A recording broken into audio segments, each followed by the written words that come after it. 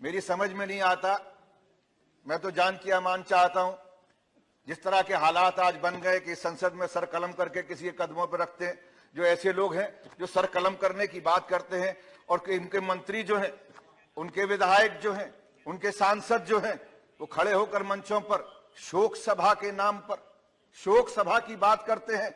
उसमें संवेदना नजर नहीं आती, बात नजर आती है बंदूकों की, बात नजर आती है गोलियों की, बात नजर आती है, बात कही जाती है लाठियों की, बात कही जाती है रेखाएं खींचने की। मैं उस शहर में पैदा हुआ हूं और आप मुझे 1 मिनट दे रहे हैं जिस शहर में मैंने मुसलमान को, मुल्ला को राम राम कहते हुए सुना है, और हिंदू को जब गमछा बांध के जमुना के किनारे से निकल रहा होता है तो कहता है मौलाना साहब सलाम वालेकुम। मैं उस खसखस का आदमी हूं। मैंने वो ऊंचाइयां पे चढ़ाई पे चढ़ते हुए उस घर में रहा हूं, कोयला वाली बस्ती में, जहां पर लोगों को मैंने उस शरणार्थी रहते थे, वो चलने वाले सरदार को कहते थे सत श्री अकाल। मौलाना भी कहता था और वो हिंदू भी कहता था। लेकिन आज हमारे साथी ने उस तरफ से बोला सिखों की बात करते हैं। मैं सिखों की बात या मुसलमानों की या हिंदुओं की बात करने नहीं आया हूं। मैं एक उस बेटे की बात करने के लिए आया हूं।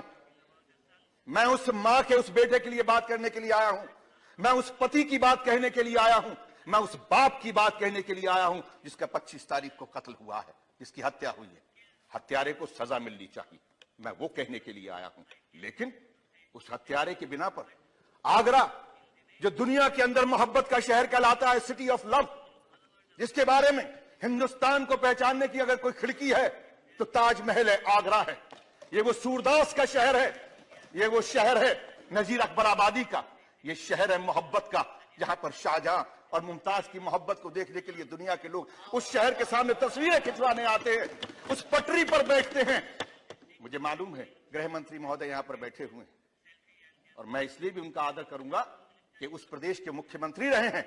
उन्होंने मोहब्बत की बात को, वहां पर चाहे कुछ भी रहा हो पार्टी का, लेकिन उन्होंने मोहब्बत के साथ में वहां के लोगों का दिल जीतने का कोशिश किया है। मैं शुक्रिया अदा करता हूं कि जब वो मुख्यमंत्री थे तो अगर वहां पर किसी एक व्यक्ति की अगर वहां पर हत्या हुई थी, मैं वहां पर हत्या वाली जगह पर खड़े होकर मैंने इनको फोन किया था, मुख्यमंत्री ने मेरा फोन उठाया था और उस हत्यारे को सजा देने के लिए उन्होंने वादा किया था, जबकि इन्हीं की पार्टी का एक सभासद था। मैं इसलिए इस बात को कहना चाहता हूं, आज मैं फिर आपसे गुहार करने के लिए आया हूं। आज आप इस देश के गृह मंत्री हैं। मैं आप माननीय महोदय कहें तो मैं बैठ जाऊंगा। ये बात आगरा की नहीं है, ये बात उस मोहब्बत के शहर की है जिसको नफरत की प्रयोगशाला की तरह से इस्तेमाल किया जा रहा है। मैं उस शहर की बात कर रहा हूं, आगरा शहर।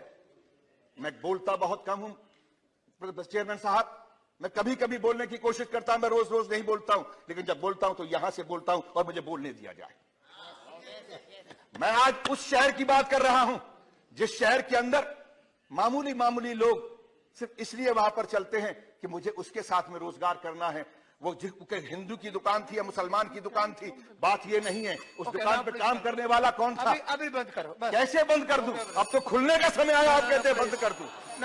ये दुकान नहीं है, ये इंसानियत की उस चौखट को ताला लगाने की कोशिश की जा रही है। वो आरएसएस, वो बीजेपी के लोग वहां पर खड़े होकर इस बात का ऐलान कर रहे हैं, और यहां पर बैठकर वो लोग आज कहते हैं कि हम इस देश के अंदर हम विकास की राजनीति करना चाहते हैं। ये राजनीति विकास की नहीं हो रही, ये राजनीति नफरत की हो रही है।